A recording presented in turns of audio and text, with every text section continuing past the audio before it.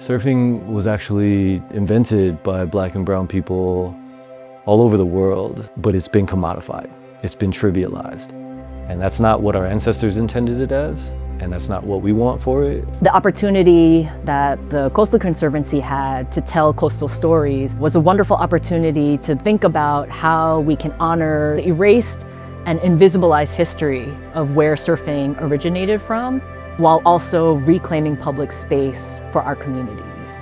My name is Teresa Hyuna Huang. I am a core member of Color the Water. My name is David Milana, and I am creator and co-founder of Color the Water.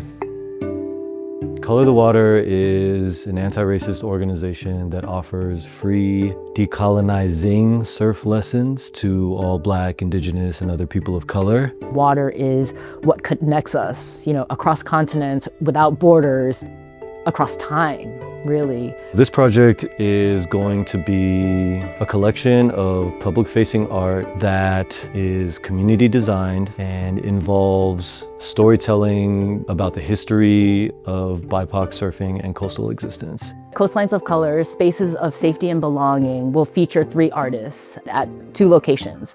We will be creating 2 community-engaged, interactive public art installations.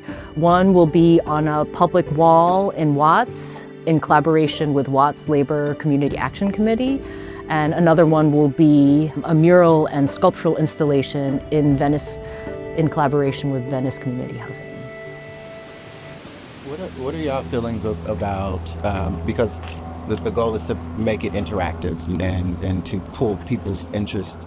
Venice is a vibrant place full of so many different types of people, so many different demographics. You can open your windows and get that ocean breeze. You get that moody marine layer that comes through and changes out throughout the course of the day.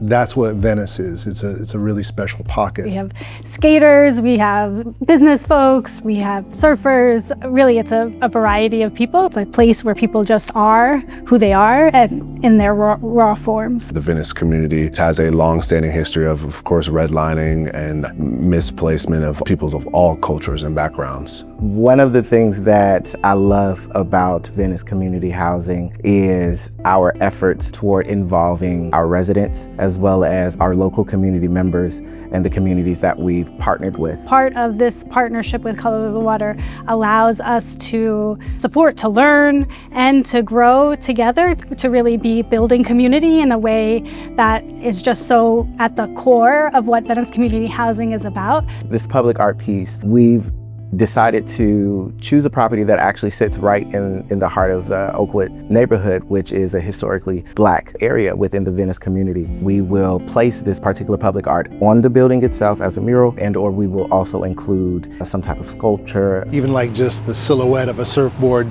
says something to a lot of people, right? And you're gonna walk around this neighborhood, you're gonna see that silhouette. We get excited as artists. Our language is visual. So we immediately start seeing opportunities and seeing possibilities. I would like to start with a nice history, and as the building wraps around the corner, we have a garden area that's amazing and beautiful, and it's well kept now, but I think I would love to create some new potting plants and functional things for the residents. Our hope is that as people are walking along this street, that they're able to view a public art piece that's inviting, that's welcoming, that speaks to them. It makes it personal for them. If you go into a space where you don't see yourself represented in 3 stories of a whole museum, there's not one image or one sculpture that has your hips, your lips, your tone, right? You don't feel welcomed. Representation matters. And so visually, what my art aims to do is give a voice to the history, to the past. The work that Color the Water is doing with spreading the information, the true origins of surfing. I quickly realized that there was a history that wasn't being told anywhere. I know that there were big homies that were teaching the little homies how to surf outside of the gaze of ESPN and wanting to be, a blonde-haired, blue-eyed surfer. Nobody possesses the breeze. Nobody possesses the waves.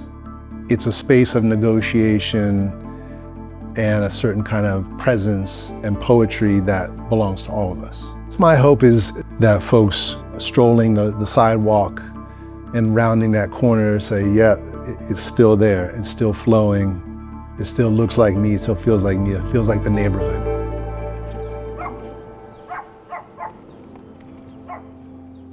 I was one of the first 10 people that David taught how to surf. When I first started surfing, I felt like a superhero because I felt like I was flying on the waves. Growing up, I never saw people of color in the water. And so that was something that I kind of internalized and saying, okay, I shouldn't do this because I'm Black, because that's not something that we do. We're in the inner city area and a lot of people don't have access to the beach. They're not usually interested in it because they haven't been inspired to go. The beach in the Watts neighborhood is so close but so far at the same time.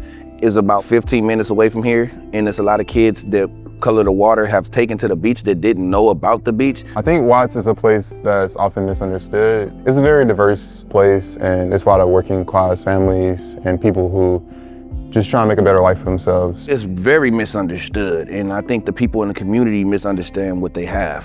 I think we ignore the things that we could build for the paranoia that we kind of built within the community. Protest in the uprisings.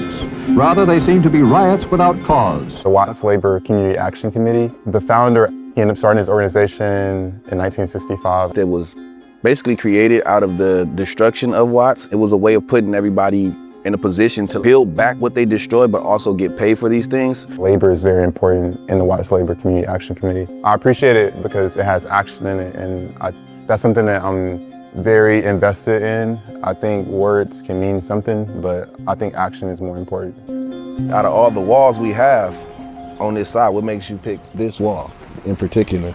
I feel like it's the most public facing to the community, and it's also a wall that the community has complained about as they wanted to see something that represents them. So many people walk past this wall. It's directly on 109th Street. So you're gonna walk past this wall. It's important to have on that wall one big mural that explains a story. It's important to be able to tell the stories that the community actually cares about. This mural is gonna be up for 10 years. That's a long time for the community to have to see every day. It influences how we see ourselves. If you see these beautiful images of yourself, then you're gonna view yourself as beautiful. I'm just really ready to see what Razizi gonna put together, man, because everything he touches, kind of like when he go into his zone, it's on, you know what I'm saying? Once it's completed, I'm gonna feel a sense of legacy. We're defying all these stereotypes about surfing, going out there to the beach.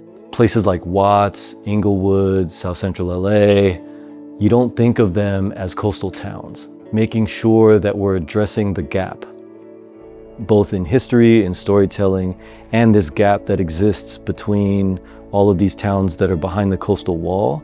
That's why it's important that the artists are from those places or have experience with those places. Glenn, he's from that neighborhood for decades now.